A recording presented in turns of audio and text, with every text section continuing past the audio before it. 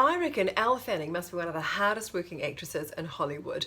Each year she turns out a mega blockbuster like Maleficent, and she also stars in a handful of independent films where she's having a blast tackling a diverse range of more adult roles. And the film that I want to talk about today is called Galveston, and it's based on a novel by the true detective creator-writer Nick Pizzolatto. Now it's another hard-hitting, slow-boiling crime thriller that unfolds exactly the way you'd expect until it doesn't.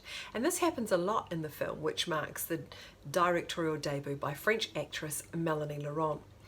Ben Foster plays Roy. He's an enforcer for a small mob boss in New Orleans, and he heads out on a job to discover that he is the target. He manages to get himself out of that situation, taking with him a 19-year-old escort called Rocky, played by Elle, and the two of them hit the road to Galveston. Along the way they pick up Rocky's 3-year-old sister, Tiffany. Now we get to know these characters really slowly because they are very reluctant to reveal too much about themselves, but through the excellent performances we just get to know them through their actions and their responses.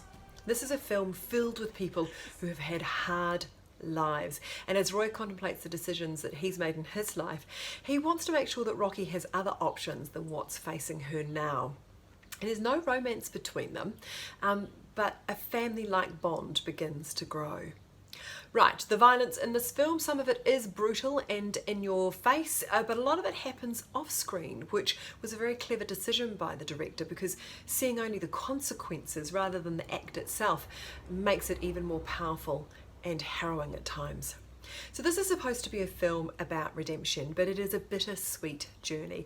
Look, if you enjoyed True Detective, or you're a fan of Ben Foster, which we all should be, and Elle, then give Galveston a whirl. It screens on Rialto Channel on Saturday, the 14th of December at 8:30 p.m.